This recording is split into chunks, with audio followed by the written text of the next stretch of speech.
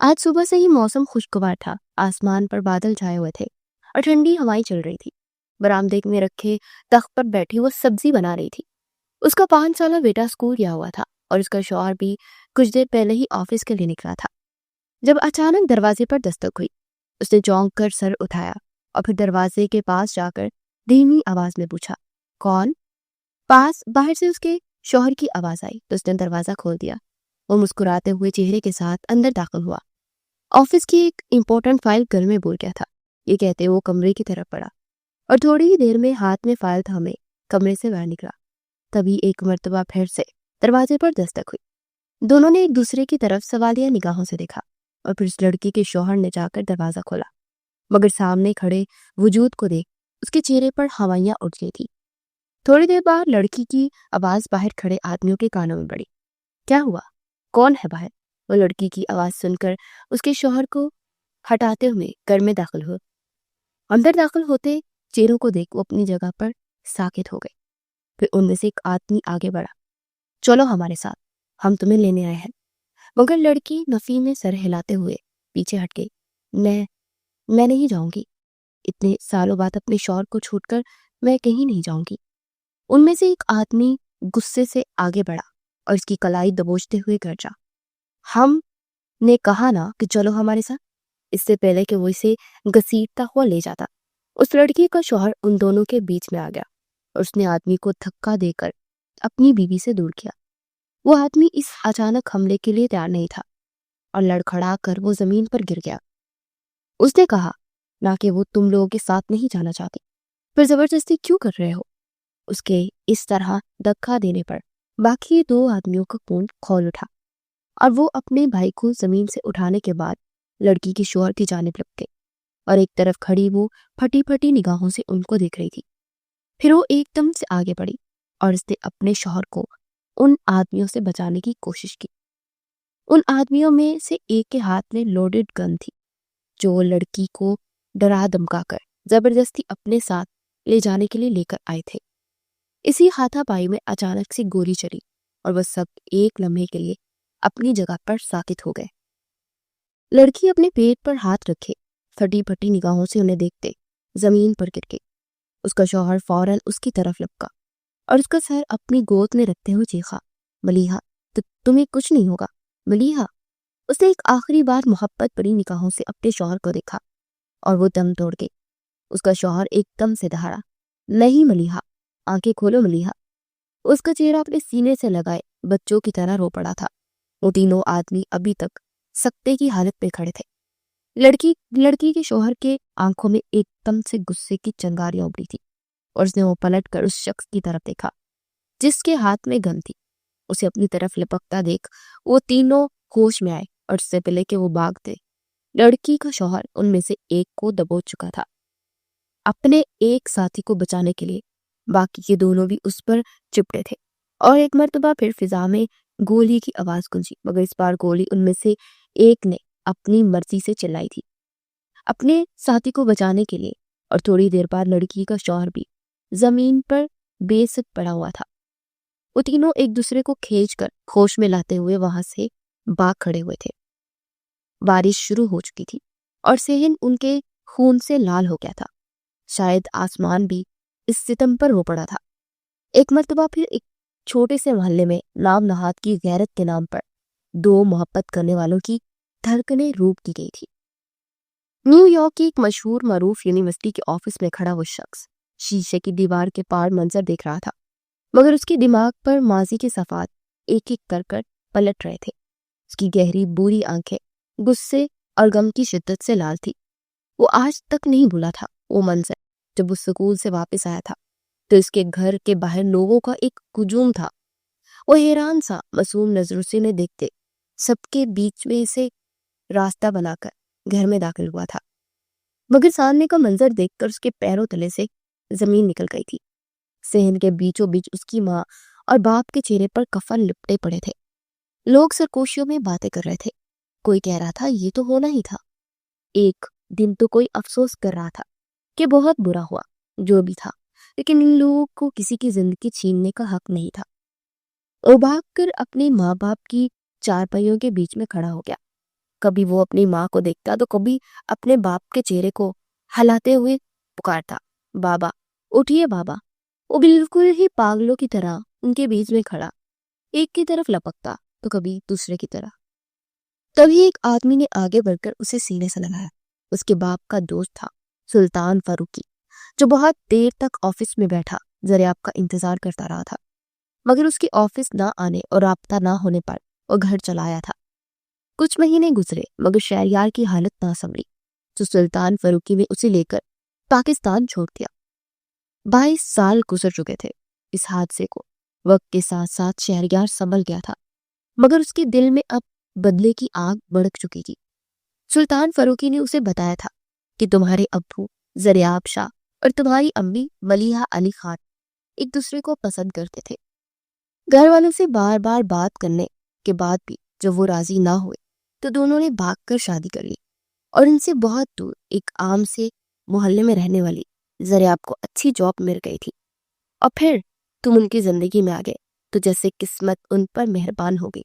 پھر نہ جانے ملیحہ کے بھائی نے اسے اتنے سالوں بعد کیسے ڈھونڈ لیا تھا، اور پھر وہ گھر آ کر تمہارے والدین کو مار کر چلے گئے۔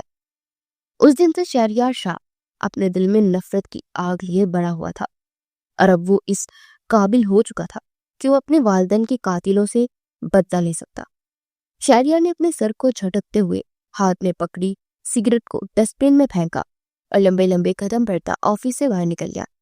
کل اس کی پاکستان کی فلائٹ تھی، اور وہ بہت سالوں بعد صرف بدلے کے لیے اس زمین پر قدم رکھنے جا رہا تھا جہاں اس کے ماں باپ کو بے رحمی سے مار دیا گیا تھا۔ اسلام آباد کی یونیورسٹی میں وہ لڑکی بھاگتی ہوئی چلی جا رہی تھی، سفید شارٹ شرٹ کے نیچے نیلا ٹراؤزر پہنے اور چہرے پر میک اپ کے نام پر ہلکی سی لپسٹک لگائے بھی وہ جان لینے کی حد تک حسین لگ رہی تھی۔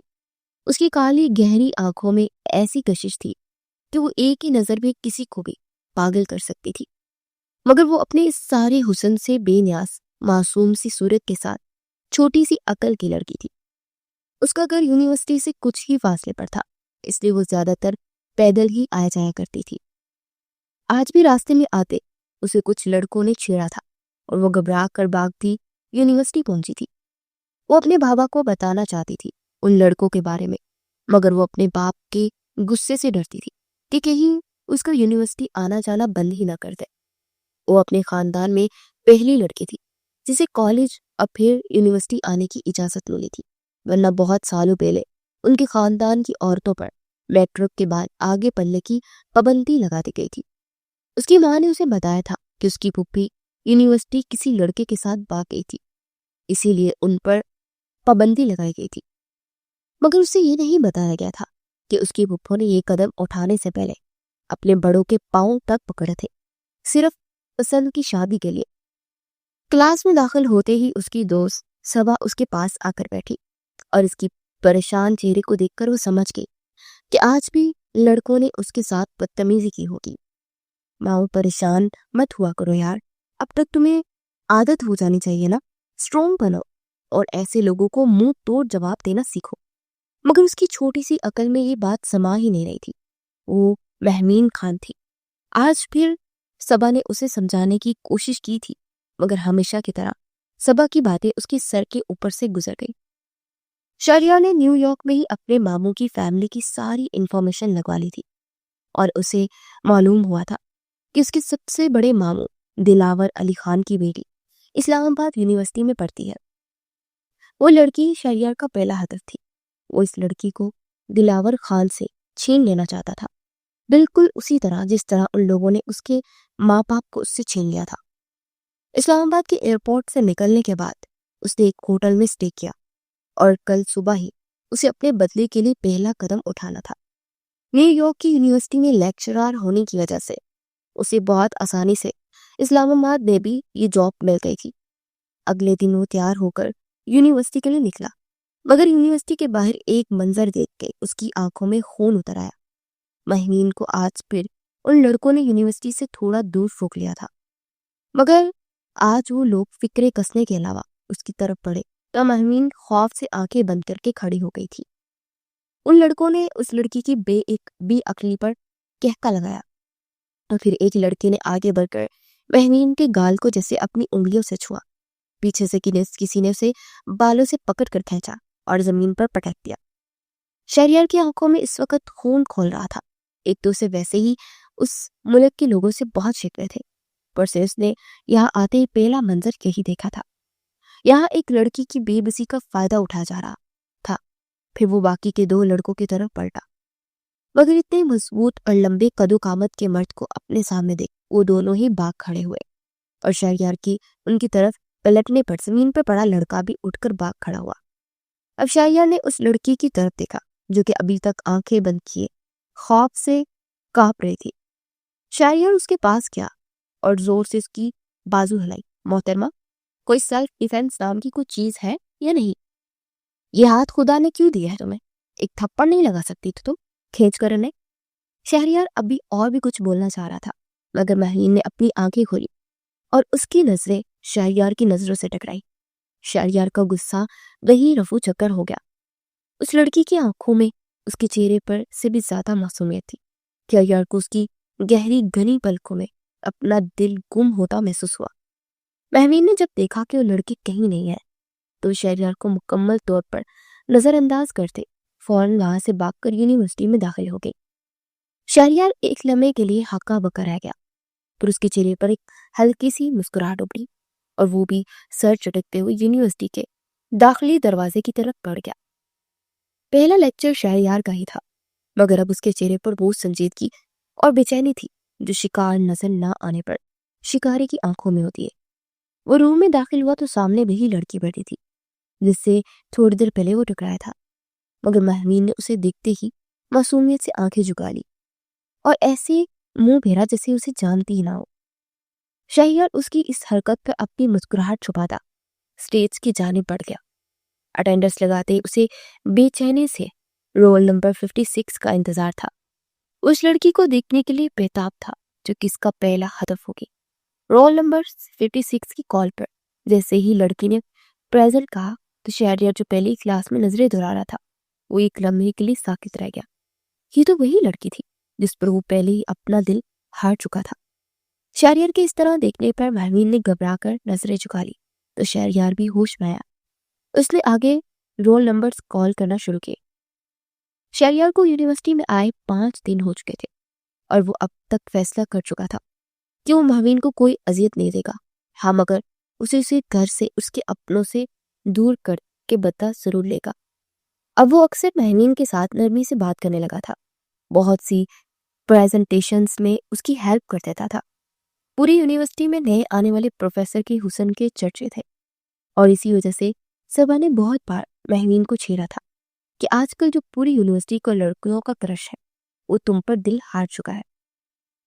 महमीन उसकी बात पर खामोशी से शर्मा कर सर झुका लेती थी, मगर उसके दिल के किसी कोने में भी शहरयार के लिए मोहब्बत पैदा होती जा रही थी। आज मौसम खराब की वजह से मामूल से हटकर यूनिवर्सिटी में स्टूडेंट्स बहुत कम आए थे, इसलिए ज्यादातर लेक्चर्स फ्री ही थे। महमीन सबा के साथ यूनिवर्सिटी के ग्राउंड में बैठी बातें कर रही थी। शहरयार दूर खड़ा उसे ही देख रहा था। फिर वो धीरे धीरे कदम उठाता उन दोनों तक पहुंचा। महमीन ने नजर उठाकर उसे देखा, मगर फिर अगले ही लम्हे घबराकर नजरें नीचे कर ली। सबा शहरयार को देख अपनी जगह से उठ खड़ी। अरे सर, आप खड़े क्यों हैं? बैठ जाइए। महमीन पीछे से उसकी कमीज का कोना पकड़कर खींच रही थी, उसे रोक रही थी कि यहीं बैठ जाओ, मगर शहरयार 1 मिनट की देर किए बगैर सबा का शुक्रिया अदा करता हुआ महमीन के साथ बेंच पर बैठ गया और सबा जरूरी काम का बोलकर वहां से खिसक गई। महमीन उसे जाता देखकर उसकी पीठ को घूरने लगी। वो अब काफी दूर जा चुकी थी, मगर महमीन अभी तक उसकी पीठ को ही घूर रही थी। बस करो, अब क्या नजरों के वार से ही उसे वापस पलटाओगी? शहरयार की शरारती सी आवाज महमीन के कानों में पड़ी तो उसने फौरन से अपनी नजरों के जाविये को शहरयार की जानिब मोड़ते अपनी आंखें सुकेड़ी। आपकी वजह से वो यहाँ से उठकर गई है। नजरों के वार तो आप पर करने चाहिए थे ताकि आप भी यहाँ से तशरीफ ले जाए। महमीन की आंखें और नाक सुकेड़ने पर शहरयार खिलखिलाकर हंस पड़ा और फिर वो हल्का सा महमीन की जानिब झुका। मोहतरमा, हम तो पहले ही नजरों के वार के आगे दिल हार गए हैं। शहरयार को अपने इतने करीब पाकर महमीन लड़स गई थी وہ فوراً بیگ سنبھالتی اٹھنے لگی، مگر اس سے پہلے ہی شہریار پیچھے کی طرف ہٹا اور زوردار لہجے میں بولا، بیٹھو یہاں واپس، مجھے تم سے بات کرنی ہے۔ وہ مہوین کو بازو سے کھینچ کر واپس بٹھا چکا تھا۔ مہوین اس کی اتنی جرت پر منہ کھولے اسے دیکھ رہی تھی، پھر اچانک ہوش میں آئی تو اس کی کانپتی آواز گونجی، آپ کیا سمجھتے ہیں خود کو کہ ہینڈسم ہے تو باقی لڑکیوں کی طرح میں بھی آپ کی ان حرکتوں کو انجوائے کروں گی؟ ہرگز نہیں، میں مبین دلاور علی خان ہوں، اور خبردار جو دوبارہ مجھے ہاتھ بھی لگایا تو۔ شہریار صرف اسے مصنوعی غصہ دکھا رہا تھا، وہ بھی کچھ دیر اور مہوین کو اپنی نظروں کے سامنے دکھنا چاہتا تھا، مگر دلاور خان کا نام سن کر اس کا چہرہ اب سچ میں غصے سے لال ہو گیا۔ شہریار نے غصے سے اس کا بازو دوبارہ دبوچا، ورنہ کیا؟ ہاں، اپنے باپ سے کہہ کر میرا قتل کروا دو گی؟ جس طرح اس نے مہوین نے اسے بیگی آنکھوں سے دیکھا اور اس کی کلائی شہریار کی گرفت میں درد کر رہی تھی اور اسے کچھ سنائی نہیں دے رہا تھا۔ شہریار بہت کچھ کہتے کہتے رک گیا تھا، پھر اس نے مہوین کے درد سے سرخ پڑتے چہرے اور بیگی آنکھوں کو دیکھ ایک جھٹکے میں اس کی کلائی چھوڑی تھی اور لمبے لمبے قدم اٹھا تھا وہاں سے نکل گیا۔ ساون کا مہینہ شروع ہو چکا تھا اور روز روز پڑنے والی بارش نے اسلام آباد کی خوبصورتی کو مزید نکھار دیا تھا۔ مہوین خان حویلی کی چھت پر کڑی بارش میں بھیگ گئی تھی، مگر اس کا دماغ ابھی تک شہریار کے لہجے میں ہی الجھا ہوا تھا۔ وہ اجنبی سا شخص کب اس کے دل میں گھر کر گیا تھا اسے خود بھی اندازہ نہ تھا، اور آج اس طرح شہریار کے قریب آنے پر اس کی دھڑکنیں بے ترتیب ہوئی تھی۔ اسی لیے اس نے اپنے جذبات کو چھپانے کے لیے شہریار سے سختی سے بات کی تھی، مگر نہ جانے شہریار کو کیا ہو گیا تھا۔ اس کا دماغ سوچ سوچ کر معاف ہو گیا تھا اور اب بے بسی سے اس کی آنکھوں میں آنسو آ چکے تھے۔ مہوین کے بابا اس سے بہت محبت کرتے تھے، مگر ان کے گھر کا ماحول روایتی پٹھانوں جیسا تھا، اور علی خان کے ماتھے پر رہنے والے بلوں نے ہمیشہ مہوین کو ضرورت سے زیادہ اس کی حد میں رکھا تھا۔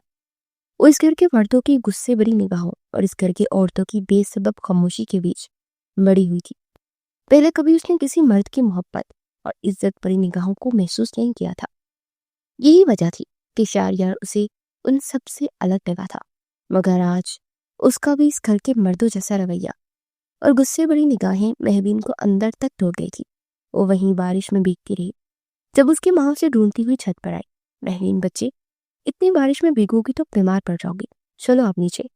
مہوین کی ماں کلوشے بیگم ایک کم پڑھی لکھی اور روایتی سی عورت تھی۔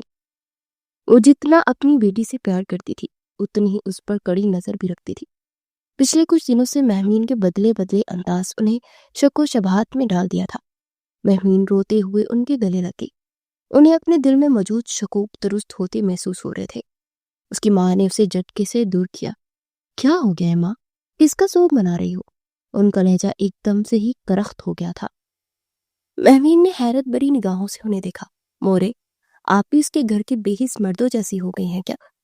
میں اس لیے تو رو رہی ہوں کہ میں اپنی ماں کے گلے لگ کر رو بھی نہیں سکتی، کیونکہ اس گھر میں ہمیشہ سے حد کراس کرنے والی عورت بے حیا اور بے باک کہلائی جاتی ہے۔ میں اب تھک چکی ہوں مورے، میں ہمیشہ خاموش رہنے والی مہوین آج غم کی شدت سے پھٹ چکی ہوں۔ جس طرح اس کی ماں نے اسے خود سے الگ کیا تھا، اس کے اندر بہت کچھ ٹوٹ گیا تھا۔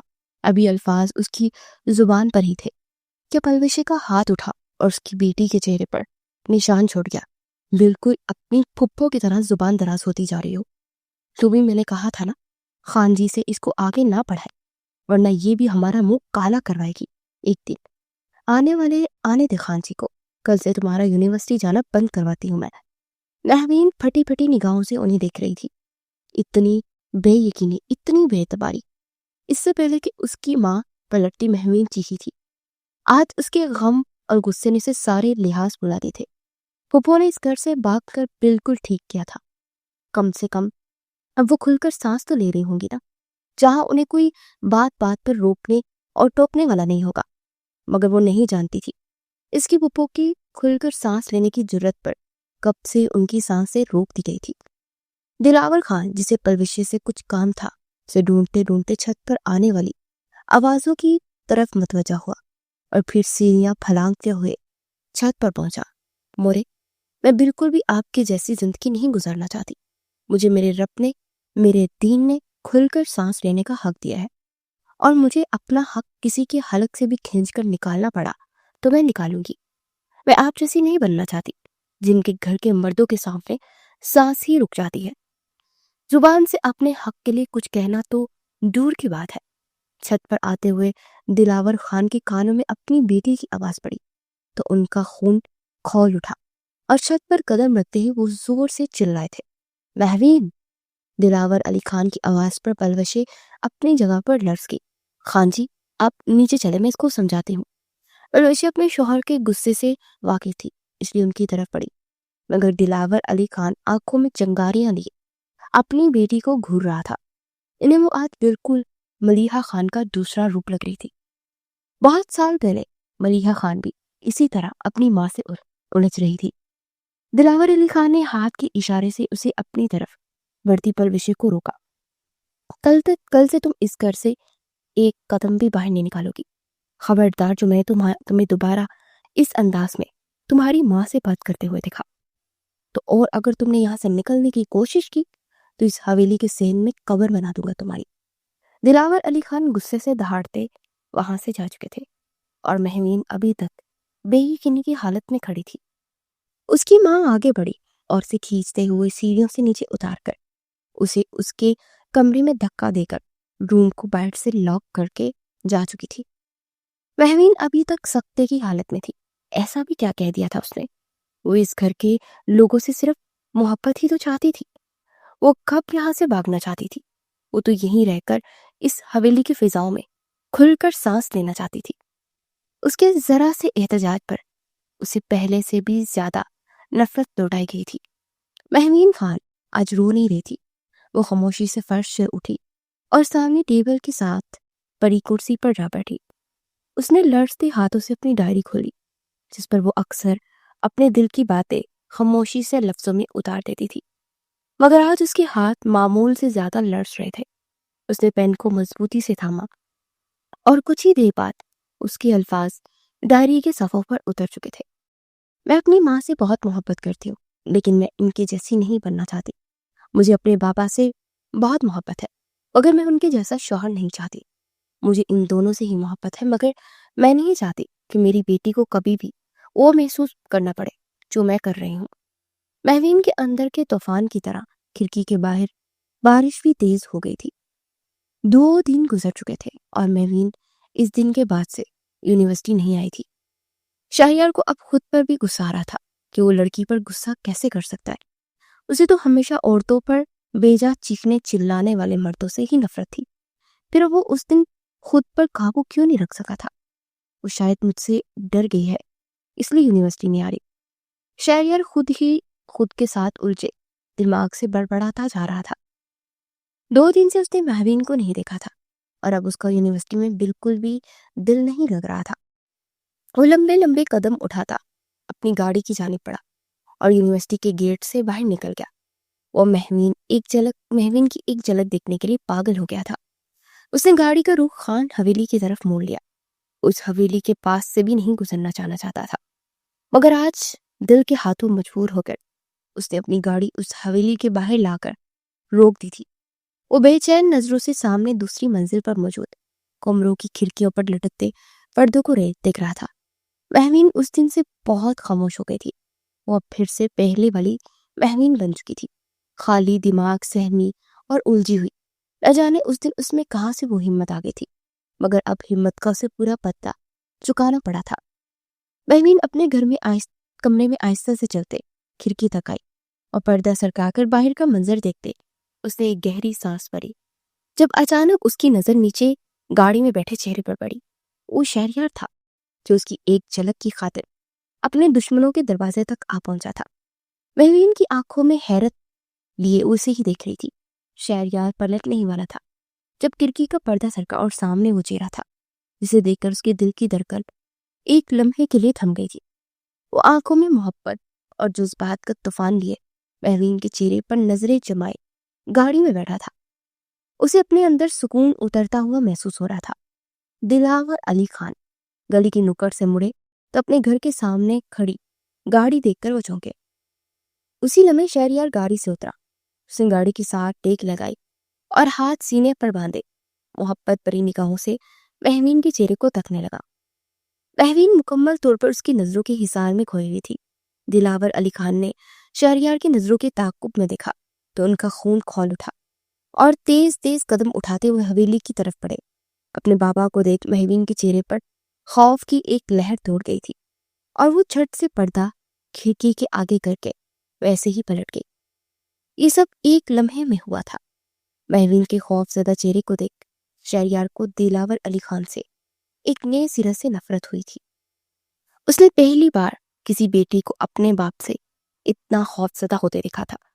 وہ غصے سے گاڑی میں بیٹھا اور وہاں سے نکل گیا، مگر اس کے دل و دماغ میں کچھ کھٹک رہا تھا۔ اسے مہوین کا یوں اس قدر خوف زدہ ہونا نارمل نہ لگا تھا۔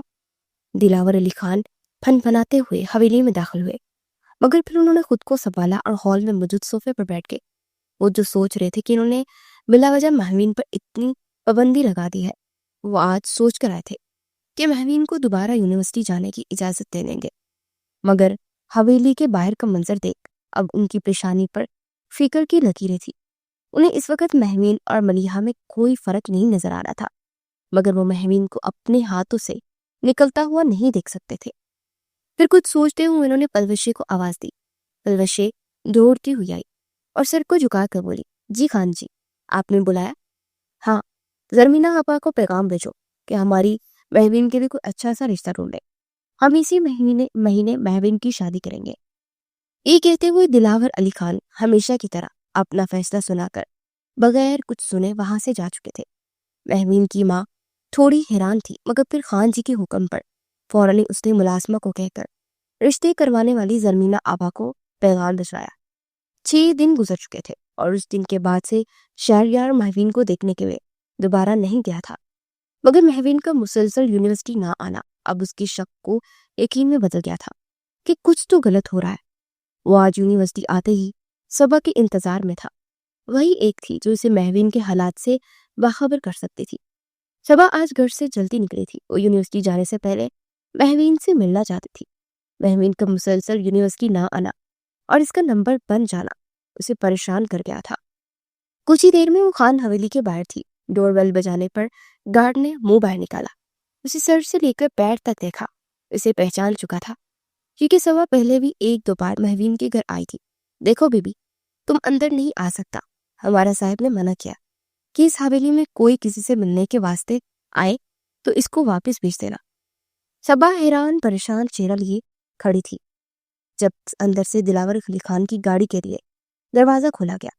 دلاور خان کی گاڑی حویلی سے باہر نکلی تو انہوں نے باہر کھڑی لڑکی پر ایک نظر ڈالی اور گاڑی روکی۔ صبا گاڑی کو رکتے دیکھ فوراً آگے بڑھی۔ انکل پلیز ایک بار مجھے مہوین سے ملنے دیجیے، صرف ایک بار، دوبارہ نہیں آؤں گی۔ صبا کی آنکھوں میں بے بسی اور نمی تھی۔ دلاور خان نے گارڈ کو اشارہ کیا، وہ دوڑتا ہوں ان کے پاس چلایا اور ہاتھ باندھے سر جھکا کر کھڑا ہوا، اس کو اندر جانے دو، مگر آج کے بعد یہ دوبارہ کبھی مجھے اس حویلی کے آس پاس بھی نظر نہ آئے۔ یہ کہہ کر ان کی گاڑی 2 زناٹے بڑھتی سڑک پر رواں ہو گئی تھی۔ سامنے کھڑے گارڈ نے صبا کو ہاتھ کے اشارے سے اندر جانے کا راستہ دیا اور وہ شکر کا سانس بھرتے ہوئے فوراً ہی حویلی میں داخل ہوئی۔ ہال میں داخل ہوتے ہی اس کے بعد صبا کے کانوں میں پلوشے بیگم کی آواز ٹکرائی جو شاید ملازمین سے بحث کر رہی تھی۔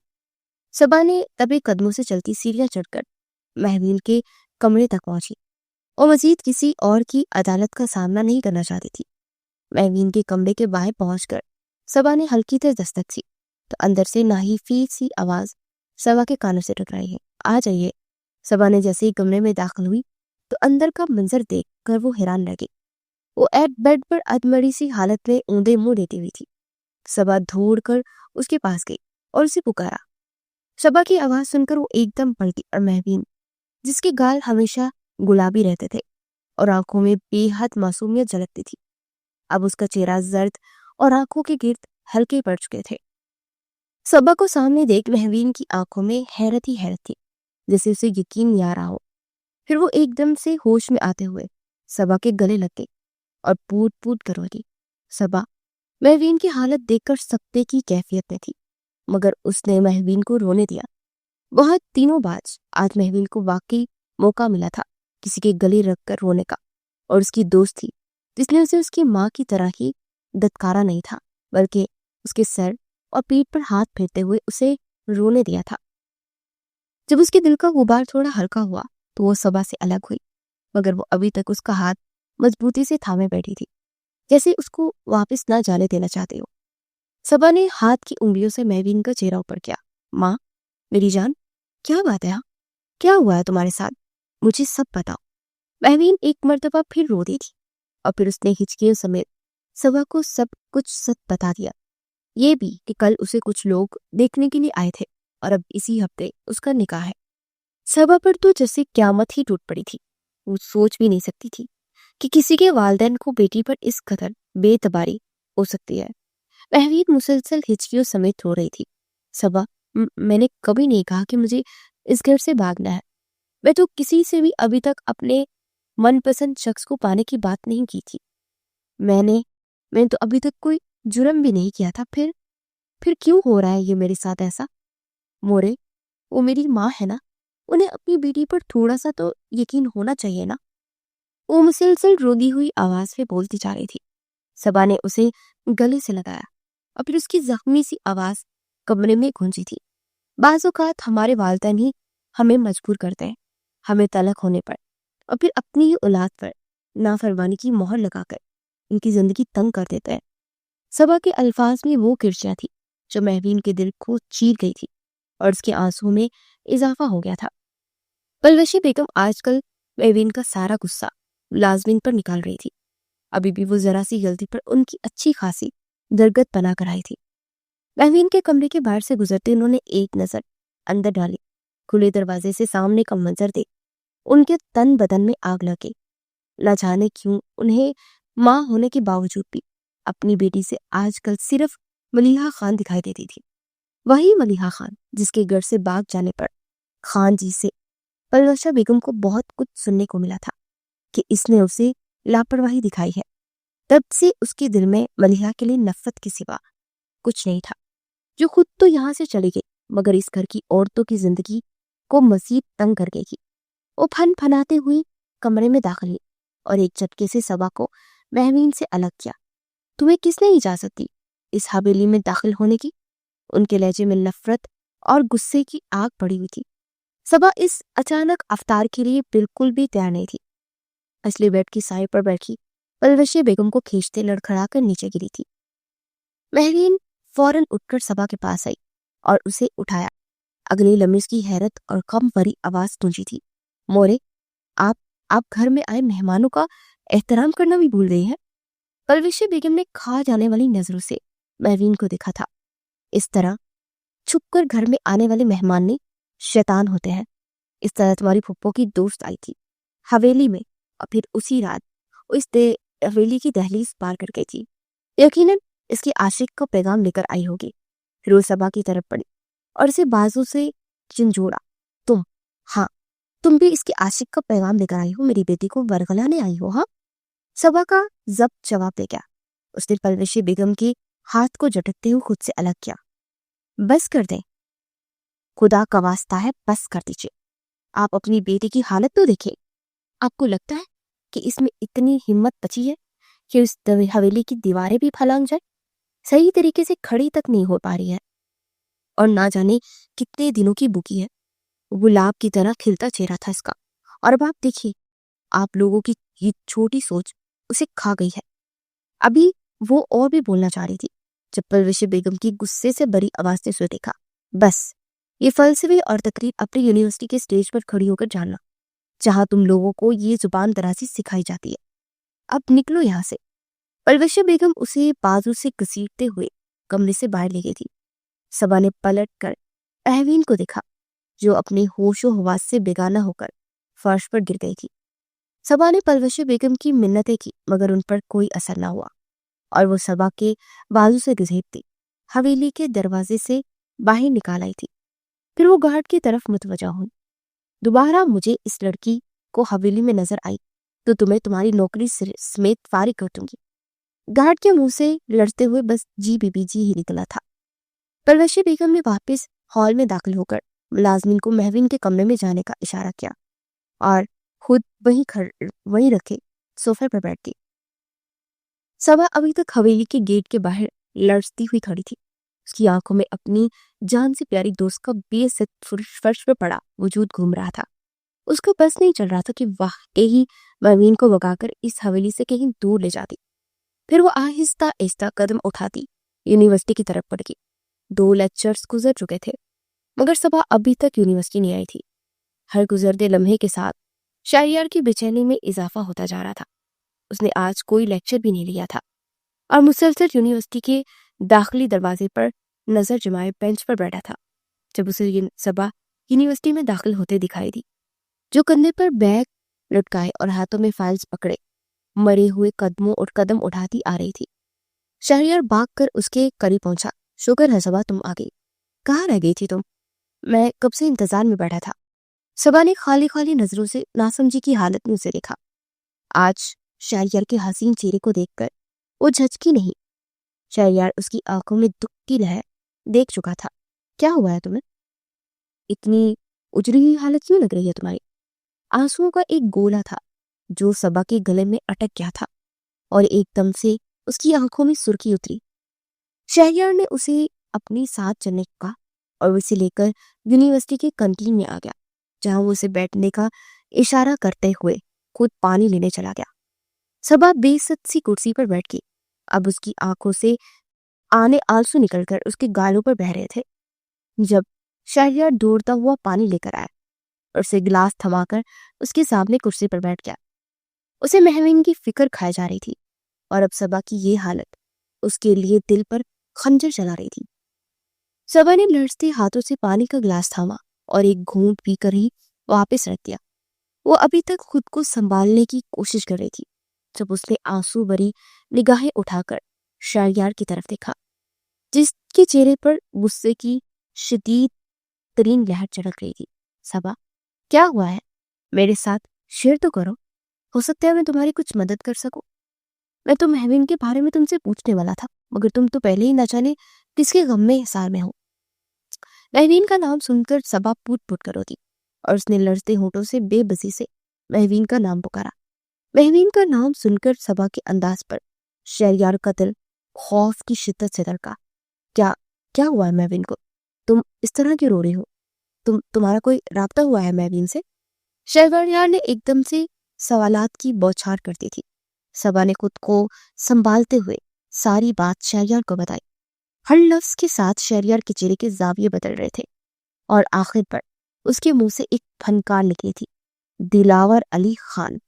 اس نے دانتوں کو پیستے ہوئے مہوین کے باپ کا نام لیا تھا اور پھر اس نے صبا کی طرف دیکھا. تم فکر مت کرو، تمہاری دوست مجھے بھی جان سے بڑھ کر عزیز ہے اور میں ہرگز اس کے ساتھ کوئی زیادتی نہیں ہونے دوں گا. آج اس کا اس حویلی میں آخری دن ہے. کل کا سورج نکلنے سے پہلے میں اسے اس قید سے نکال لوں گا. اس حویلی کے مکینوں میں نے پرانے حساب بھی چکتا کر لیا ہے اور اب تو انہوں نے حد ہی کر دی ہے. یہ کہتے ہوئے وہ غصے سے تیز تیز قدم اٹھاتا کینٹین سے باہر نکل گیا تھا. صبا حیرانگی سے اسے جاتا دیکھ رہی تھی مگر شہریار کے لہجے میں ایسا یقین تھا کہ وہ جو سوچ رہی تھی مگر کر نہیں سکتی تھی اب شہریار کرے گا، اور یہ خیال ہی اس کے دل کو سکون سے بھر گیا تھا. مہوین کو اس کی ماں نے زبردستی کھانا کھلایا تھا اور اس کے کھانے میں نیند کی گولیاں ملا دی تھی. اب ان کا ارادہ تھا کہ جب تک اس کا نکاح نہیں ہو جاتا اس کے ساتھ ایسا ہی کریں گے تاکہ وہ اس حویلی کی حدود کو نہ پھلانگ سکے. مہوین کے سونے کے بعد اس سکون سے اپنی کمرے میں جا کر سو گئی تھی. رات کا نہ جانے کون سا پہر تھا جب ایک سایہ دیوار پھیلاتے حویلی میں داخل ہوا. وہ صبا سے مہوین کے کمرے کی تفصیل لے چکا تھا، اس لیے بغیر وقت ضائع کیے مہوین تک پہنچنا چاہتا تھا. جب اس کی نظریں آدھی نیند کی حالت میں گارڈ پر پڑے تو اس کی طرف لپکا اور ایک سرنج اس کی گردن میں چبوئی.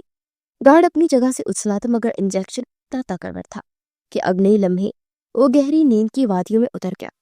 شہریار چھوٹے چھوٹے قدم اٹھاتا ہال میں داخل ہوا اور پھر دھیرے دھیرے دوسری منزل پر جاتی سیڑھیاں چڑھ گیا. پوری حویلی خاموشی میں ڈوبی ہوئی تھی جب وہ مہوین کے کمرے میں داخل ہوا اور دروازہ بند کر کے بیڈ کی طرف پلٹا جہاں مہوین دنیا جہان سے بے خبر گہری نیند سو رہی تھی. شہریار اس کے پاس گیا اور اسے دھیرے سے ہلایا مگر وہ بے سب بن گئی. شہریار کے دل میں ایک خوف اترا. اسے فوراً اپنی انگلیاں مہوین کی گردن پر رکھی.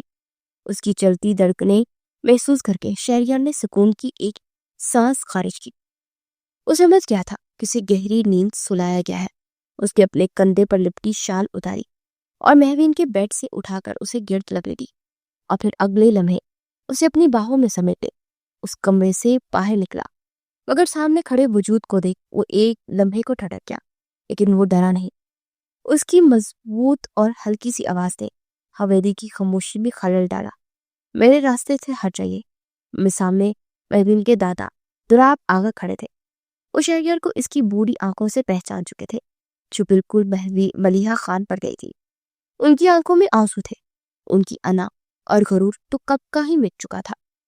وہ دھیرے سے اس کے راستے سے ہٹتے گویا ہوئے. بیٹا، میری پوتی کا خیال رکھنا، اسے ہمارے گناہوں کی سزا نہ دینا. شہریار نے ترس بڑی نگاہوں سے انہیں دیکھا. میں آپ لوگوں جیسا ظالم نہیں ہوں جو اپنے نام نہاد انا اور غرور میں ایک لڑکی کی زندگی تباہ کر دے. ہاں، مگر جیسے میں اپنی ماں کے لیے ترسا ہوں ویسے اب دلاور علی خان اپنی بیٹی کو ترسے گا، اور اب ساری زندگی انہیں اپنی مہرین کی ایک جھلک بھی دیکھنے کو نہیں ملے گی. ضراب آغا نے دلاور علی خان اور اپنے دوسرے بیٹے کو ملیحہ خان کو واپس لانے کے لیے بھیجا تھا، مگر وہ ان دونوں کو جان سے مار کر آگے تھے. تب سے وہ اپنی بیٹی کے غم میں انہیں بیماریوں نے کھیل لیا تھا. وہ بالکل خاموش ہو کر رکھے تھے اور آج اپنی پوتی کو اپنی آنکھوں کے سامنے ہمیشہ کے لیے جاتے ہوئے دیکھ کر بھی وہ کچھ نہ کر سکے تھے. شہریار مہوین کو باہوں میں اٹھائے حویلی کی دہلیز پار کر گیا تھا. وہ شام کو ہی نیو یارک جانے والی فلائٹ کی ٹکٹس کروا چکا تھا. صبح کے 9 بجے مہوین نے اپنی آنکھیں کھولی اور وہ دھیرے سے اپنی آنکھیں مسلتے ہوئے اٹھ کر بیٹھی. اس کا دل خوف سے دھڑکا تھا کیونکہ ہر گزرتا دن اسے نکاح کے قریب لے کر جا رہا تھا. اس کا خیال تھا کہ وہ اپنی ماں کے جیسی زندگی گزارنے جا رہی ہے. مگر جب اس نے کمرے پر غور کیا تو وہ حیرانی سے بیڈ سے اٹھ کھڑی. یہ تو اس کا کمرہ نہیں تھا. اس سے پہلے کہ وہ کچھ سمجھ پاتی شہریار ناشتے کی ٹرے لیے کمرے میں داخل ہوا. اسے جگانے کے لیے ہی آ رہا تھا، مگر مہوین کو پہلے سے جاگتا دیکھ اس کے ہونٹوں پر ایک دل فریب مسکراہٹ پڑی. گڈ مارننگ ہونے والی مسز. شہریار وہ آنکھیں مارتے ہوئے شرارتی انداز میں گویا ہوا. مہوین پھٹی پھٹی نگاہوں سے اسے دیکھ رہی تھی. شہریار ٹرے واپس رکھ کے پلٹا تو ابھی تک ویسے ہی کھڑی تھی. شہریار نے ایک گہری سانس لڑی اور مہوین کو بازو سے پکڑ کر بیڈ پر بٹھایا اور اس کے کچھ پوچھنے سے پہلے ہی ساری کہانی اس کو سنا دی. مہوین حیرتی سے دیکھ رہی تھی. اسے یقین نہیں آ رہا تھا کہ وہ اس حویلی سے بلکہ اس ملک سے بھی بہت دور آ چکی ہے.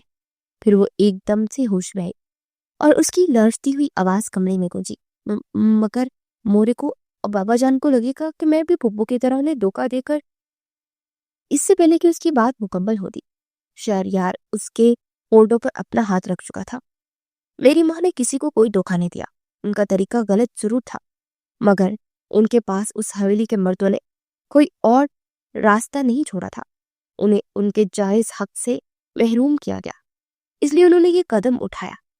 شہریار کی سرد آواز کمرے میں گونج رہی تھی، مگر مہوین نے تو ماں لفظ پر اٹک چکی تھی. کیا مطلب؟ ملیحہ پھپھو آپ کی امی تھی؟ مہوین نے آنکھوں میں حیرت لیے ناسمجھی سے شہریار کو دیکھا. شہریار نے ایک لمبی سانس بھری اور اس بات میں سر ہلاتے اس کے پاس بیٹھ گیا اور پھر اسے سب کچھ بتا رہا تھا. جیسے اسے سن کر مہوین کی آنکھوں سے آنسو بھر گئے. وہ سوچ بھی نہیں سکتی تھی کہ اس کے باپ ایک قاتل ہے اور کتنی صفائی سے اس کی ماں اسے یہ بات چھپاتی آئی تھی. اسے صرف بتایا گیا تھا اتنا کہ اس کی پھپھو نے سب کی عزت مٹی میں ملائی تھی. وہ روتی ہوئی شہریار کی گلے لگی. شہریار نے اسے اپنی باہوں میں سمیٹتے نرمی سے سرگوشی کی. ہاں مگر ماں، میں نے تم سے سچی محبت کیا، تمہیں بدلہ لینے کے لیے نہیں بلکہ اپنی عزت بنا کر رکھنے کے لیے یہاں لے کر آیا ہوں. کیا تم میرا ساتھ قبول کرو گی؟ مہوین کے روتے ہوئے چہرے پر مسکراہٹ پھیلی اور اس نے شہریار سے الگ ہوتے ہوئے اسبات میں سر ہلایا. مہوین کے اقرار پر شہریار نے ایک بار پھر اسے اپنی باہوں میں بھرا تھا. ان کی شادی کو 1 ہفتہ گزر چکا تھا. شہریار نے بہت ہی شان و شوکت سے اسے سب کے سامنے اپنایا تھا اور پھر اسی یونیورسٹی میں جہاں وہ لیکچرر تھا वहीं महविश का एडमिशन करवा दिया था। वो चाहता था कि महविश खुद भी इंडिपेंडेंट वुमेन बने, ताकि उसे कभी भी ये महसूस ना हो कि वो किसी के मोहताज है। आज महवीन का एक लेक्चर फ्री था। वो धीरे धीरे कदम उठाती यूनि के लॉन में आ गई। शहरियार अपने लेक्चर में मसरूफ था। लेक्चर खत्म हुआ तो वो महवीन को ढूंढते दूर से आहिस्ता आहिस्ता चेहरे पर मुस्कुराहट लिए उसकी जानिब बढ़ने लगा। महवीन यूनिवर्सिटी के लॉन में टहल रही थी जब एक लड़का उसकी तरफ बढ़ा। महवीन के गोरे गुलाबी गालों के साथ एशियन मैन नेचुरल उसकी नीयत खराब हो चुकी थी। वो महवीन के पीछे चलता हुआ उसके पास आया और उसे बाजू से पकड़कर पीछे से अपने साथ लगाते हुए उसके कान में सरगोशी की। Hey darling, would you like to spend a night with me? I swear, I will fill your lungs with peace in the dark of night. उसके अल्फाज महवीन के कानों में जहर बनकर उतरे थे। महवीन उस लड़के को धक्का देते उससे दूर हुई। पीछे से करीब पहुंच चुके शहरयार के तन बदन में ये मंजर देखकर आग लग चुकी थी। वो आगे बढ़ा और वहां के कानून का लिहाज किए बगैर शहरयार ने उस लड़के को अपनी तरफ मोड़कर उसकी गाल पर एक सन्नाटेदार थप्पड़ दे मारा। वो लड़का लड़खड़ाकर 2 कदम पीछे हुआ। शहरयार भी आगे बढ़ा और उसे बुरी तरह पीटना शुरू कर दिया। सब स्टूडेंट हैरत से खड़े ये तमाशा देख रहे थे। तभी सिक्योरिटी वाले आगे बढ़े और शहरयार को खींचकर पीछे हटाया। "Oh mister, you have violated the law. You can't raise your hand against a student like that." Shahryar गुस्से से खुद को छुड़वाता हुआ दहाड़ा था। "If he can violate the law by laying hands on my wife, then I have every right to lay hands on him too." Shahryar के जवाब पर security वाले ने सख्त नजरों से उस लड़के को गिरा। वो फौरन महवीन की जानिब पड़ा और उसके पैरों में पड़कर माफी मांगने लगा। महवीन फौरन अपने पीछे हटी, मगर सिक्योरिटी वाले उसे माफ करने के बजाय बाजू से पकड़कर वहां से ले गए। शहरयार महवीन की तरफ बढ़ा और उसका हाथ पकड़कर यूनिवर्सिटी की पार्किंग की तरफ बढ़ गया। शहरयार के चेहरे पर अभी भी गुस्से के आसार थे, मगर महवीन आंखों में नमी लिए मोहब्बत पाश नजरों से उसे देखते दिल ही दिल में अपना रब का शुक्र अदा कर रही थी, जिस दिन से शहरयार खान जैसे बहादुर शख्स का साथ अदा किया था। खान हवेली पर क़यामत टूटी थी और एक बार फिर वो अपनी अना और गरूर में अपनी बेटी और इज्जत दोनों खो चुके थे। दिलावर अली खान हवेली में बंद होकर रह गए थे। सीसीटीवी फुटेज से उन्हें मालूम हुआ था कि महवीन इस हवेली से भागी नहीं बल्कि ले जाई गई थी। उसकी आंखों में महवीन की बोली सूरत और मासूम सी आंखें दिन रात घूमती रहती थी। उन्होंने इसे ढूंढने की हर मुमकिन कोशिश की और उन्हें इन बात का एहसास हो रहा था जो वो बाई होकर नहीं समझ पाए थे। मगर अब एक बाप की सूरत में जब उन पर गुजरी थी तो वो अच्छे से समझ चुके थे कि दुराब आगा क्यों अपनी बेटी की मौत के बाद बिस्तर से लगकर रह गए थे। वो अपने कमरे में बैठे माजी की झलकियों में खोए हुए थे। उन्हें अब अपनी हर ज्यादती, हर गुनाह का एहसास हो रहा था। जब मोबाइल पर बजने वाली घंटी पर वो चौंक कर सीधे हुए, स्क्रीन पर अनजान नंबर देख उनकी धड़कनें तेज हुई कि शायद मोबाइल की उस पार उनकी बेटी हो। उन्होंने कांपते हाथों से कॉल अटेंड की, मोबाइल कान से लगाया। दूसरी तरफ से एक मर्दाना आवाज गूंजी, "कैसे हैं आप दिलावर अली खान?" दिलावर खान ने नासमझी से मोबाइल की स्क्रीन को दोबारा देखा। मोबाइल फिर से कान से लगाया। "कौन है? मैंने पहचाना नहीं।" दूसरी तरफ से एक कहका गूंजा, "पहचानोगे भी कैसे?